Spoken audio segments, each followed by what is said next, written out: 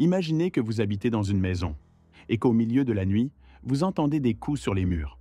Ensuite, vous vous endormez, laissant la maison en ordre.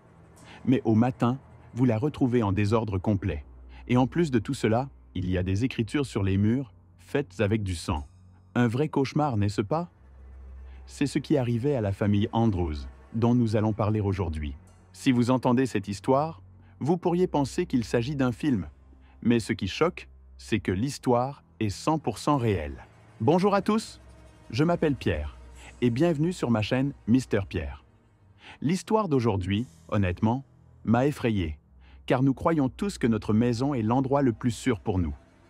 Nous rentrons chez nous, fermons la porte derrière nous, et nous pouvons dormir en étant sûrs qu'il ne nous arrivera rien. Mais que ferions-nous si notre maison ne nous offrait même pas cette sécurité? Si quelqu'un ou quelque chose se trouvait à l'intérieur sans que nous le sachions. Sans vouloir vous dévoiler les événements, commençons l'histoire. Mais avant de commencer, pour ceux qui aiment les histoires, quelle que soit leur nature, cette chaîne est faite pour vous. Je publie 2 histoires chaque lundi et jeudi.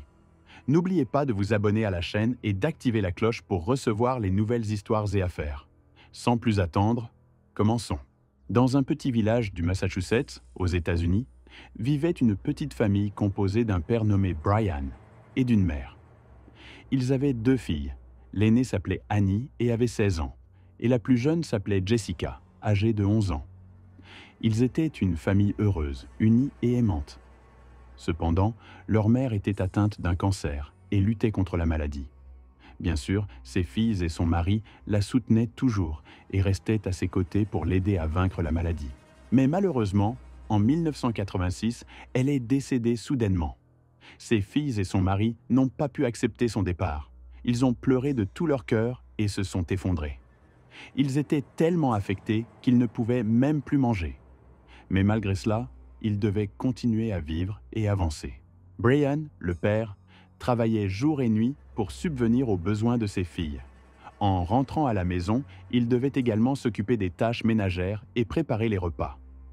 Bien entendu, ses filles l'aidaient, et bien qu'elles soient brisées de l'intérieur à cause de la perte de leur mère, elles essayaient de rester unies et de s'entraider pour se réconforter mutuellement. Les jours passaient, et les filles n'arrivaient pas à oublier leur mère. Elles auraient tant voulu pouvoir lui parler, ne serait-ce qu'une fois encore dans leur vie. L'idée qui leur est venue pour entrer en contact avec leur mère décédée était de recourir à la magie. Elles ont acheté une planche appelée « planche des esprits », sur laquelle étaient inscrites des lettres, des chiffres et des mots comme « oui »,« non », etc. Avec cette planche, il y avait un pointeur en forme de cœur avec un trou au milieu qui montrait la lettre. Dans le passé, les gens croyaient que s'ils posaient leurs mains sur la planche, éteignaient la lumière, allumaient une bougie ou un feu, et se concentraient sur une personne chère décédée, ils pouvaient invoquer son esprit et communiquer avec lui. Et si le défunt voulait leur dire quelque chose, il déplacerait ce morceau de bois au-dessus de la planche vers les lettres pour former des mots, et ainsi, il saurait ce qu'il veut dire. C'est ce qu'ont fait Annie et Jessica pour communiquer avec leur mère. Un soir, elles ont attendu que leur père parte au travail et qu'il n'y ait plus personne à la maison. Elles ont pris la planche et quelques affaires de leur mère, elles ont allumé des bougies et sont descendues au sous-sol pour commencer le rituel magique, dans l'espoir que cela fonctionne et leur permette de communiquer avec leur mère. Dans l'obscurité totale du sous-sol, elles ont disposé la planche, allumé les bougies, posé leurs mains dessus, fermé les yeux et sont restées ainsi longtemps, mais rien ne s'est passé. Le rituel avait échoué et n'avait pas abouti à ce qu'elles espéraient.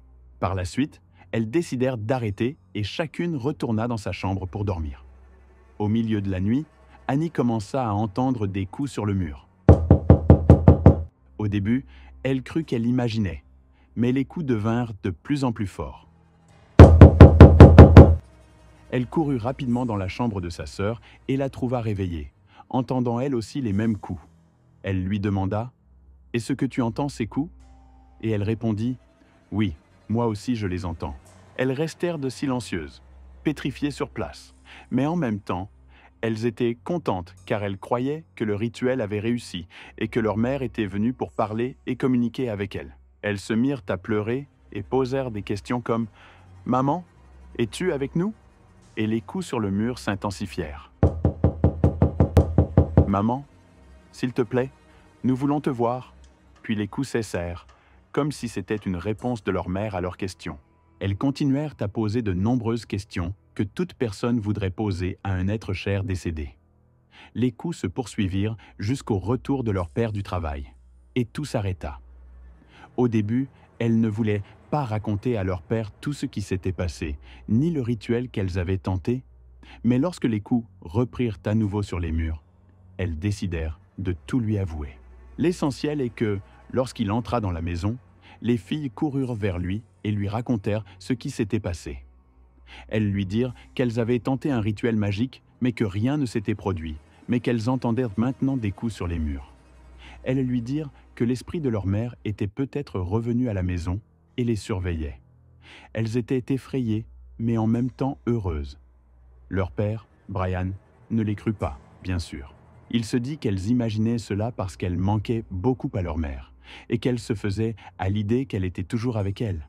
Il leur dit « Votre mère est morte et vous devez accepter cette vérité. » Il ajouta « Je suis sûr qu'elle nous surveille, mais il ne peut pas y avoir de coups sur les murs. C'est impossible. » Il leur dit ensuite d'aller se coucher.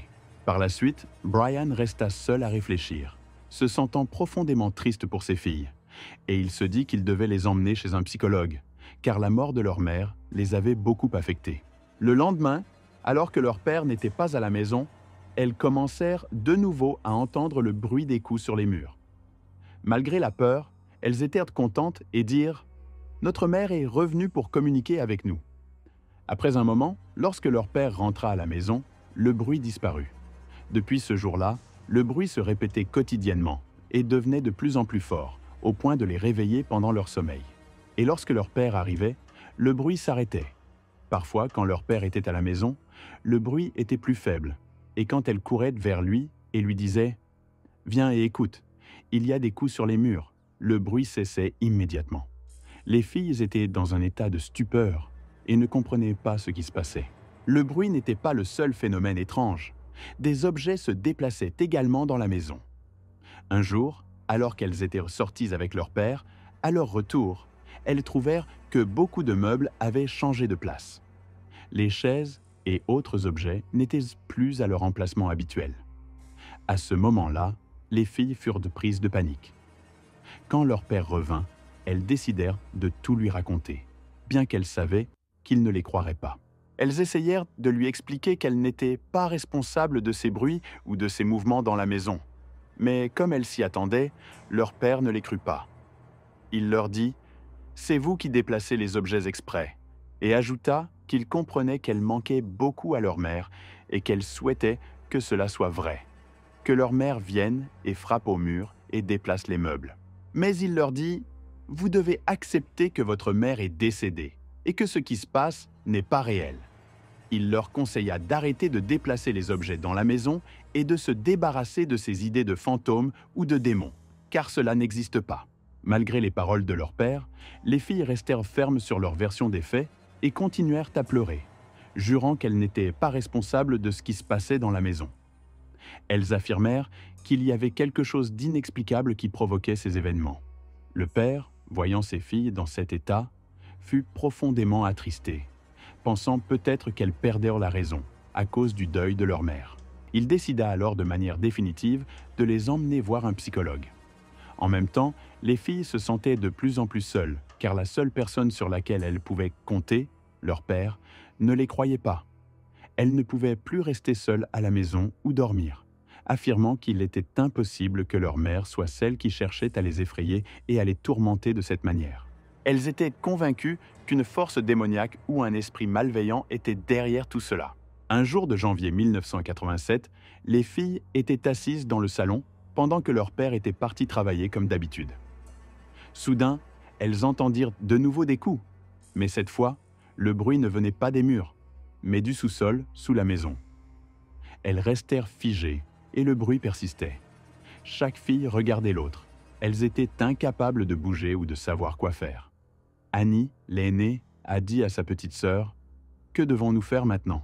Même si nous en parlons à notre père, il ne nous croira pas. » Après un moment, elles ont rassemblé leur courage et ont décidé de descendre à la cave pour découvrir l'origine de ce bruit. Si tu étais à leur place, aurais-tu osé descendre à la cave pour vérifier? Pour moi, c'est impossible. Le plus important, Annie s'arrêta et prit la main de sa sœur, et elles se dirigèrent vers la cuisine, prirent un couteau et commencèrent à marcher prudemment vers l'escalier menant à la cave. Leur cœur battait à toute vitesse et leurs mains tremblèrent de peur, mais malgré cela, elles n'arrêtèrent pas. Elles descendirent les marches lentement, une à une, et à chaque marche, leur respiration devenait plus difficile et leur battement de cœur s'accélérait. Lorsqu'elles atteignirent la dernière marche, les coups cessèrent. Malgré cela, elles continuèrent à marcher et entrèrent dans la cave. Elles cherchèrent partout, mais ne trouvèrent rien. Soudain, elles virent une grande inscription claire sur le mur, où il était écrit « Je suis dans votre armoire. Venez me chercher ». Imagine la terreur qu'elles ressentirent à ce moment-là. Après avoir lu cette inscription, elles crièrent très fort et coururent hors de la cave, se précipitant chez les voisins. Elles leur dirent « S'il vous plaît, laissez-nous rester avec vous jusqu'à ce que notre père rentre. Il y a des fantômes dans la maison. » Les voisins, bien qu'ils ne comprenaient pas ce qui se passait, les laissèrent rester. Les voisins commencèrent à les regarder et à essayer de les calmer jusqu'à ce que leur père arrive. Quelques heures passèrent et ils virent la voiture de leur père arriver. Alors, ils coururent vers lui et lui racontèrent que quelqu'un avait écrit sur le mur de la cave avec du sang cette fois. Leur père, furieux, dit que cette affaire avait dépassé les limites et qu'ils allaient tous aller vérifier ensemble ce qui se passait. Effectivement, ils y allèrent et trouvèrent l'inscription sur le mur, comme l'avaient décrit ses filles. Mais quand le père s'approcha du mur, il découvrit que l'inscription était faite avec du ketchup, et cela augmenta encore sa colère contre ses filles, qui l'accusa d'avoir fait cela. Malgré leurs pleurs et leurs insistances qu'elles étaient innocentes, leur père ne les crut pas et décida de les emmener chez un psychologue pour commencer des séances de thérapie. Quelques semaines passèrent et les filles n'entendirent plus de coups sur les murs. Elles pensèrent que le fantôme s'était lassé et avait décidé de les laisser tranquilles. Mais après un certain temps, un soir, alors que leur père était parti travailler comme d'habitude et que les deux filles étaient assises en train de profiter de leur temps, elles entendirent soudain à nouveau des coups sur le mur, tout comme avant. Elles avaient pensé être enfin débarrassées de ce supplice, mais les coups étaient de retour. Elles se levèrent et suivirent la source du bruit jusqu'à ce qu'elles découvrent qu'il provenait de la chambre d'Annie. Et dès qu'elles entrèrent dans la chambre, elles virent à nouveau une inscription sur le mur disant « Me revoilà encore. Trouvez-moi si vous le pouvez. » Comme la dernière fois, elles sortirent effrayées et coururent rapidement chez les voisins, qui commencèrent à les calmer jusqu'à l'arrivée de leur père. Quelques heures plus tard, elles virent la voiture de leur père arriver, et elles coururent vers lui en lui disant qu'il y avait une nouvelle inscription sur le mur de la chambre d'Annie. Elles étaient terrifiées, avec la peur clairement visible sur leur visage. Leur père était extrêmement en colère. La tristesse de la perte de sa femme, le stress du travail jour et nuit, ainsi que la peur pour ses filles l'avaient rendu encore plus tendu. Il leur dit « Vous allez tous rester ici, et je vais entrer seul dans la maison pour prouver qu'il n'y a rien. » Et c'est ce qu'il fit. Il entra seul dans la maison, et dès qu'il ouvrit la porte, il fut choqué par l'état de la maison complètement sans dessus-dessous. Le désordre était immense, et il se dit « Il est impossible que les filles aient fait ça, il doit y avoir quelqu'un d'autre dans la maison. » Il semblait commencer à les croire un peu. Il a bien cherché dans la maison, mais il n'a rien trouvé. Il s'est alors dirigé vers la chambre de sa fille pour vérifier l'écriture dont on lui avait parlé, celle qui était sur le mur.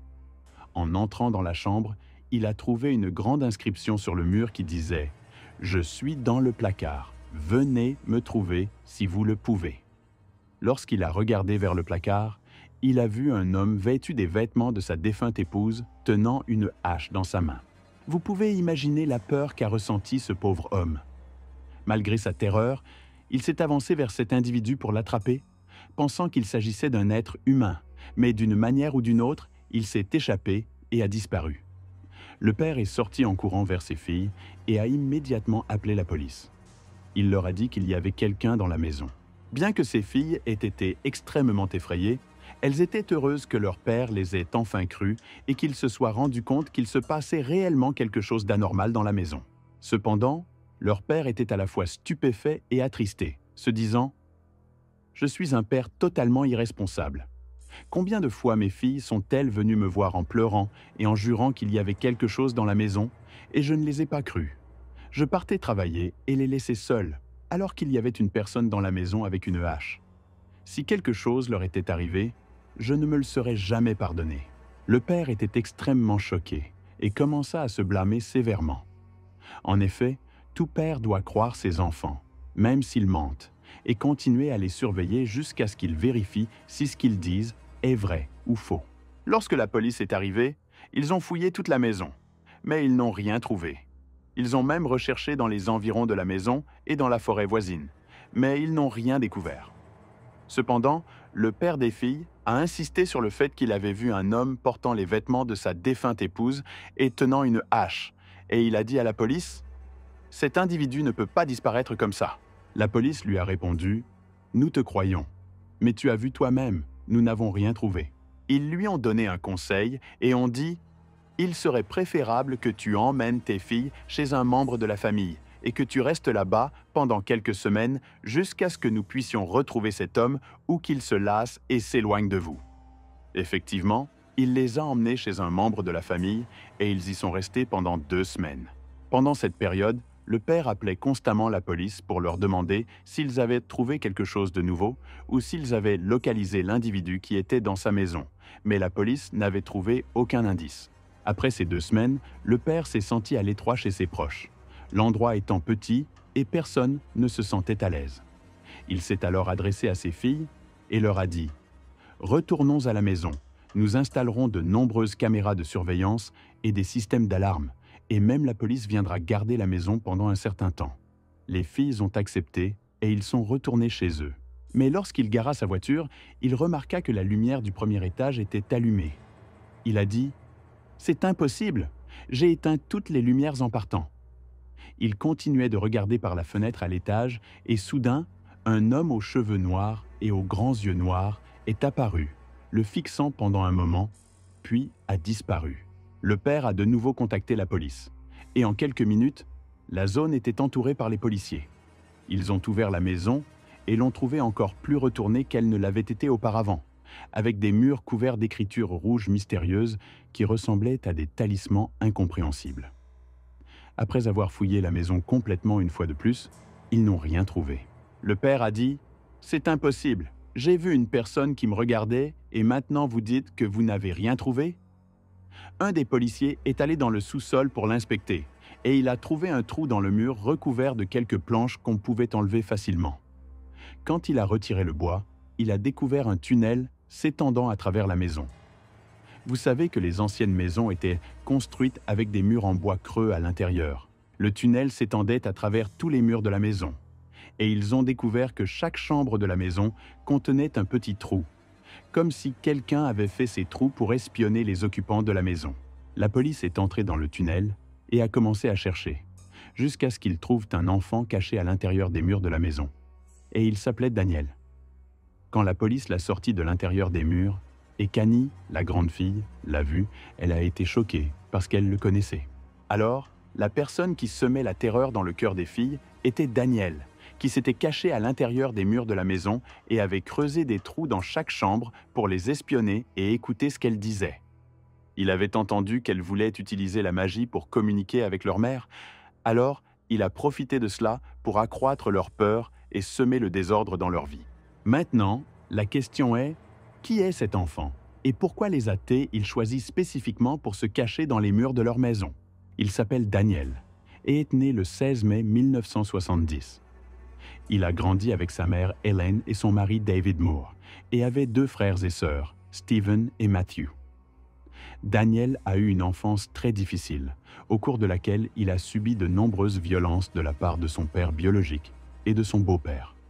Il a également été victime d'abus sexuels de la part de son père biologique et de son beau-père. À cause de cela, Daniel a grandi avec des complexes psychologiques et ne parle pas aux gens. Même à l'école, il n'avait pas d'amis parce que tout le monde l'évitait et le fuyait à cause de la peur qu'il inspirait, et il portait toujours des vêtements sales. Lorsqu'il a été un peu plus âgé, l'école l'a envoyé chez un psychiatre parce qu'il semblait anormal. Malheureusement, il a également été victime d'abus sexuels de la part de ce psychiatre. Ce comportement a accru sa destruction.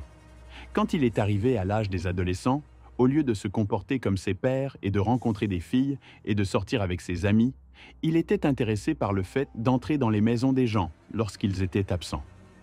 Son but n'était pas seulement le vol, mais il se déplaçait dans la maison et laissait des traces comme s'il y avait eu quelqu'un, pour effrayer et déranger les gens. Parmi ces maisons dans lesquelles il est entré, il y avait celle de la famille Andrews, c'est-à-dire la maison de Brian, dont la femme était décédée, et celle de ses filles, Annie et Jessica. Après avoir volé ce qu'il voulait, il continua à errer dans la maison et trouva une photo d'Annie, dont il tomba éperdument amoureux et devint obsédé par elle, bien qu'il ne la connaisse pas. Il retourna une fois de plus chez eux et vola leur numéro de téléphone fixe, puis commença à les espionner à distance et à connaître tous leurs noms. Un jour, alors qu'Annie était à la maison, le téléphone sonna et elle répondit à l'appel. On lui demanda « Es-tu Annie ?» Elle répondit « Oui, et qui es-tu » Il lui dit qu'il était un ami de son ami et qu'elle lui avait donné son numéro de téléphone. Il dit qu'il était attiré par elle, mais Annie ne le connaissait pas. Ensuite, il commença à se décrire en disant qu'il était grand, que ses cheveux étaient blonds, qu'il était séduisant et qu'il avait une forte musculature parce qu'il pratiquait le rugby. Annie commença à s'intéresser à lui, surtout parce que sa mère était décédée récemment et qu'elle cherchait quelque chose pour l'occuper. Daniel lui proposa de sortir pour prendre une glace, et elle accepta. Quand ils se rencontrèrent, la surprise fut grande. Daniel ne correspondait pas à la description qu'il avait donnée. Il était en fait vêtu de vêtements sales et son odeur était désagréable. Annie fut choquée par son état, mais elle ne voulut pas blesser ses sentiments. Alors, elle décida de continuer à sortir avec lui pour prendre une glace, puis de retourner chez elle et de rester éloignée de lui. Tout au long du trajet, le seul sujet dont il parlait était la mort de sa mère, et il lui posait des questions sur les détails de son décès, ce qui dérangeait Annie, car elle ne voulait pas discuter de la douleur qui était encore récente. Finalement, Annie trouva une justification pour s'éloigner de lui. Et depuis ce jour, elle cessa de répondre à ses appels. Daniel était en colère à cause de cela, et décida d'aller vivre avec eux dans la maison, d'écrire sur les murs et de les torturer pendant 2 mois entiers. Après que Daniel ait été sorti des murs de la maison, il n'a pas été envoyé en prison parce qu'il n'avait que 17 ans, mais il a été placé dans un établissement correctionnel. Il ne passa pas longtemps là-bas, car il y passa quelques mois avant d'être libéré. C'était une grave erreur, car Daniel n'était pas une personne ordinaire et était très dangereux. Après sa sortie de l'établissement, il retourna à ses anciennes habitudes, entrant dans les maisons pour voler ce qu'il voulait et déplacer des objets. Et en novembre de l'année 1987, il entra dans la maison de leur voisin. Il vola 2 pistolets. Cela signifie que le vol et le saccage des objets étaient devenus ennuyeux pour Daniel. Alors il voulut faire un pas en avant. 1 mois plus tard, il entra dans la maison d'une femme appelée Priscilla, qui était chez elle avec ses 2 enfants. Cette femme était dans son 3e mois de grossesse. Sa fille Abigail avait 8 ans et son fils William 5 ans. Il l'a menacée avec une arme à feu, l'a emmenée dans la chambre, l'a agressée sexuellement, lui a mis un oreiller sur le visage, lui a tiré 2 balles et l'a tuée. Il s'est ensuite rendu dans la chambre des enfants, a emmené la fille dans la salle de bain et l'a tuée, puis a emmené le fils dans une autre pièce et l'a également tué. Après avoir commis ce crime odieux, il a pris quelques objets dans la maison et est parti. Le mari de cette femme continuait à l'appeler et elle ne lui répondait pas du tout. Il l'a contactée des dizaines de fois sans obtenir de réponse. Alors il soupçonna qu'il s'était passé quelque chose de grave pour elle. À ce moment-là, il décida de quitter son travail et de rentrer chez lui. Quand il arriva chez lui, il vit sa voiture garée et se dit « Ce n'est pas possible. Quelque chose doit s'être passé. » Il entra dans la maison avec prudence, le cœur battant.